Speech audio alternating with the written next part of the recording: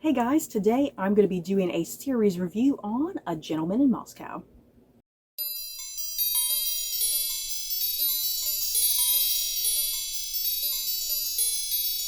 So, before I head into my thoughts and feelings on A Gentleman in Moscow, just a quick disclaimer, I do not plan on having any spoilers in this video. So, if you have yet to see this show, you should be okay watching this review. So, let's get going. Here's what you need to know about A Gentleman in Moscow. It is 8 episodes on Showtime or Paramount, depending on if you have like the Paramount Showtime kind of bundle. It follows Russian aristocrat Prince Alexander Rostov, who is spared from death and placed under house arrest in a hotel while the Bolshevik Revolution plays out before him. And yeah, this is based off of the very, very popular novel of the same name by Amor Towles. I think I'm pronouncing his name incorrectly. I do own the book, you guys. It's been lying on my shelves, but I have yet to actually read it. But yeah, now that I've seen the show, I'm hoping it kind of gives me that much needed push to eventually kind of make my way to read the book. I was very pleasantly surprised with this show. I was looking forward to it anyway. I'm a sucker when it comes to all things in regards to like Russian history, you know, especially here, like with the Russian Revolution and then like the aftermath of the Russian Revolution and whatnot. I'm a sucker for Russian history during this time period. So I knew I was going to enjoy that. I knew I was going to enjoy Ewan McGregor because, yeah, I primarily wanted to watch the show because of him, obviously. And I in general really liked and enjoyed this show. I think the show it looked really great. And yeah, here's the thing about the show. It primarily takes place in a hotel. You guys, you hardly ever take place out anywhere else of the hotel. Because as I just said in the synopsis, Prince Alexander Rostov, he is placed under house arrest in this hotel. He is spared from death, but if he if he places a foot outside of this hotel, he will be shot. And yeah, that don't sound good, obviously. So this whole series is in this hotel for the most part. There are a couple places where we are outside of the hotel, but yeah, a good 95% of the show is in this hotel. So you had to make this hotel look great. You had to make it look grand and stunning. And I think the set design of this hotel was wonderful.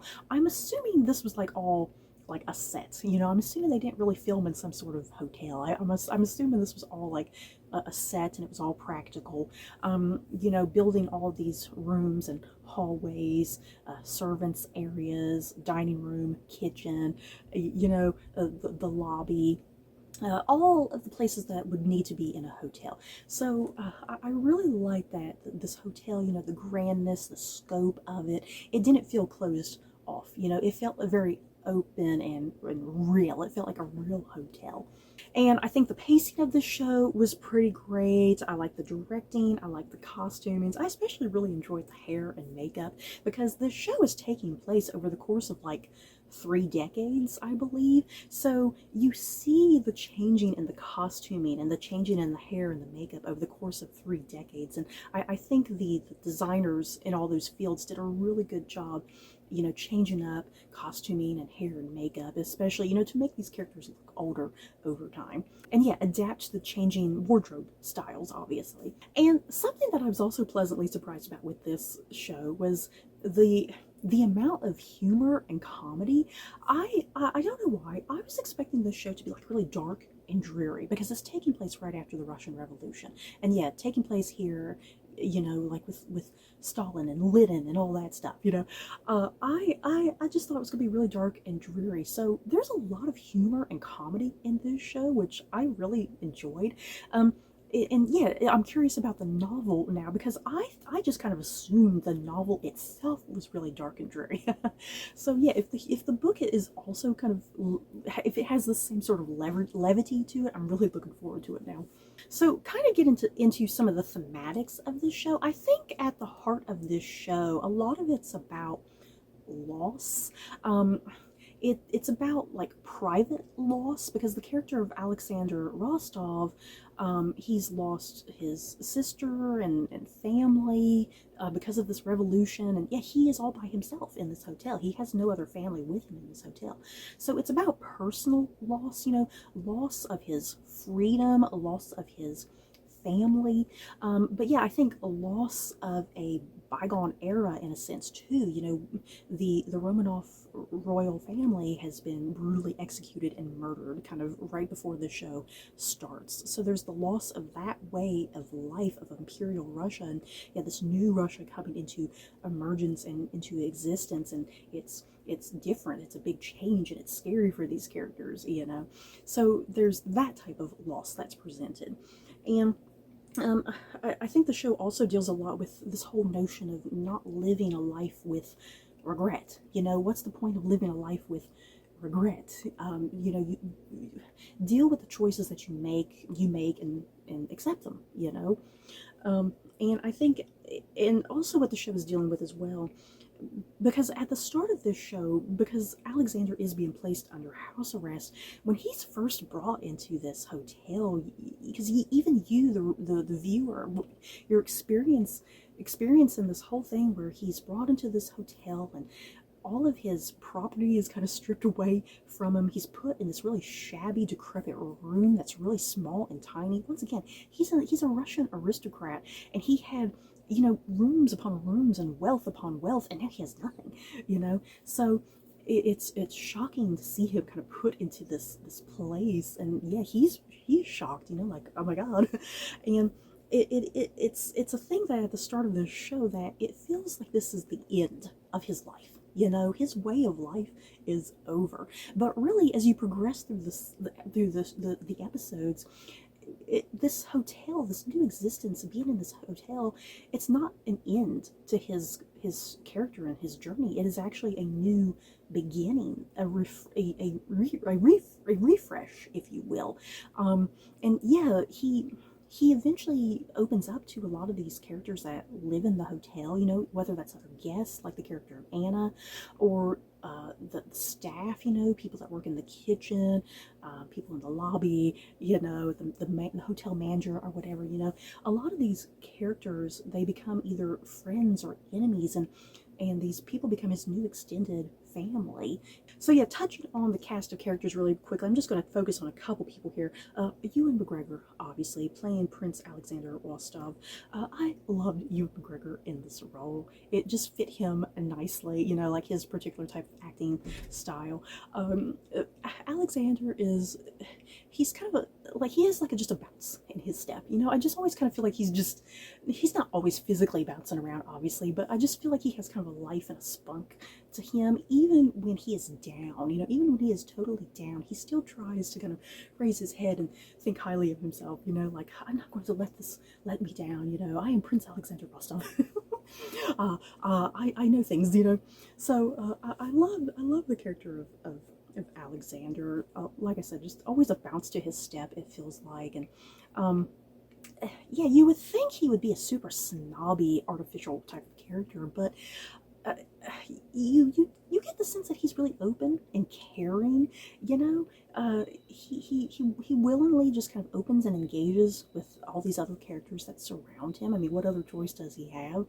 And yeah, like I said, he's a character that it seems like his life is coming to an end, but at the same time, it's actually a new refresh for him. And there's certain aspects that come into his life, certain characters that come into his life that are kind of really shocking and add twists and turns to his narrative, his personal narrative, and things that he was not expecting, opportunities that he thought he was never going to have. Once he got stuck into the hotel, he thought he would never have like a wife or children or anything like that. But yes, certain things kind of come into his life that allow him to have those opportunities. And then playing the character of Anna Urbanova, I've come to realize with Russian, just say it very quickly and act like you know what you're talking about. Playing Anna is Mary Elizabeth Winstead, who is the real life wife, the real life wife. That's a tongue twister. The real life wife of Ewan McGregor, Mary Elizabeth Winstead. I really liked her as the character of Anna. She is an actress. She's very young. and she's not very innocent or naive, I don't think. You know, when we're first introduced to her, she's definitely not innocent or naive. She does have this classiness to her, this bit of arrogance to her, because she's like a really great actress. And yeah, her career does start dwindling over time. You know, as she gets older, you know, and she sees younger roles going to younger women than her, you know. Anna is kind of a breath of fresh air as we get into this show, because yeah, things almost seem like they're really stale for Alexander. But yeah, Anna comes into his life and she brings kind of this new meaning of life and hope and joy, you know, and someone for him to engage and talk to with. But yeah, Anna was so fun, and yet because of the real life relationship and marriage between Ewan McGregor and Mary Elizabeth Winstead, it really allows to be natural chemistry. You know, there is natural chemistry between Alexander and Anna that works, and I was there for it. I loved it. And then we have Johnny Harris, who is playing Osip Glenebkov, and he's playing like an officer in the secret police, is kind of my understanding. And what I liked about the character of Glebnikov, kind of his relationship with Alexander, there's this really nice kind of Les Miserables parallel going on, you know, like with Jean Valjean and Inspector Javert. Yeah, Alexander being Jean Valjean and Glebnikov being Inspector Javert, essentially. There's a really fascinating parallel there. And yeah, Alexander, because Glebnikov is solely there to make sure Alexander knows his place, and he sticks into that hotel. You know, he's always there to remind Alexander, hey, step foot out of here, I'm gonna kill you. And the thing is, that relationship is so fascinating because they spend all these decades together and kind of weirdly enough getting to know each other. They may not totally like each other, but they kind of develop a sort of mutual respect in their own weird sort of way. And yeah, they have these times where they have like their own little book club meetings, you know, like they set up a date like, hey, let's read this book and come back and discuss it. And yeah, one of their books is they do read Les Miserables by Victor Hugo at one point, and I think that's very deliberate on the part of Alexander because this is very early in his imprisonment. And yeah, I think Alexander's kind of set that up, you know, kind of in Glebnikov's mind, like, hey, I'm Jean Valjean and you're Inspector Javert, you know. So I love that. And yeah, as the decades go by, yeah, their books change, you know, and I think there's a lot of kind of rich symbolism there, the different type of books that they read and how that kind of compares to their journey with one another and the changing world around them. But yeah, Glebnikov, I found a very interesting character. You know, it's like he's sort of a villain, sort of not, you know. He's a man who's just trying to do what he needs to do for his family as well, you know. He's trying to adjust to this new normal in Russia. He's trying to protect his family. He's just a man, you know, and that made him really interesting and relatable in some ways. And yeah, I also enjoyed the other cast of characters as well. You don't get to spend a lot of time with them, but they pop in and out, you know, like all the other staff within the hotel, you know, whether hotel manager or kitchen people, you know, maids, servants, that sort of thing. I really like the extended cast of characters, and they're all their own little relationships with Alexander. And yeah, we have two young characters that pop up in this show, a character named Nina and a character named Sophia. I'm not going to spoil anything with Nina or Sophia, but they're two young characters that come into Alexander's life in very fascinating, unexpected ways, and that was the highlight of this show for me, was Ewan McGregor with these two little girls, and his relationship with these two little girls and how they kind of function within his life. It was so sweet and heartbreaking at times as well. So yeah, overall, I enjoyed this show. I enjoyed the fact that it was only one season as well. It didn't need to be extended out into a million more seasons. You know, this one season was perfect. It was satisfying. Now, it was 8 episodes. There's a part of me that I wish maybe they had extended it out into 10 episodes because, like I said, this show is covering like over 3 decades, if I'm not mistaken. So we start off in like the very early 1920s with the fall of Imperial Russia, pretty much, and the beginnings of the Bolshevik Revolution. So we kind of have all that intense drama going on. And then, yeah, we start gearing up into like World War II. And something I was really shocked about with this show was the fact that they kind of just ignored World War II. That was just so bizarre to me, I don't know how you guys feel about it if you happen to watch this show. World War II is just entirely skipped over. It's kind of brought up quickly because some characters, their sons go off to war. But then the show, I feel like the show never explained, well, did their sons die? Did they live or die? I have no idea. I honestly have no idea if the sons lived or died because I don't think they ever popped back up in the hotel, to be quite honest. So it was just really bizarre to me, you know, considering how pivotal Russia was in World War II and whatnot, and their involvement with certain things. It's just really shocking to me that World War II just kind of skipped over and barely even mentioned whatsoever. Just really weird to me. So I would have liked, like I said, if this show had been 10 episodes, I feel like they could have had a whole episode that dealt with World War II and the characters, you know, commenting and talking about that. So you guys, that is it for my thoughts and feelings on A Gentleman in Moscow. In the comments below, how did you guys feel about this show if you happened to watch it? Did you love it? Did you hate it? If you haven't seen it, did my review push you to go watch it? Because I really hope so, because I think it's definitely well worth your while to watch this show. It's entertaining and it's fun. It has moments that's really heartbreaking. I definitely cried in the last episode, you guys. Oh my god. So yeah, that is it for my thoughts and feelings on A Gentleman in Moscow. Don't forget to like, comment, and subscribe. And if you like this video, you may like these other videos. Bye, guys.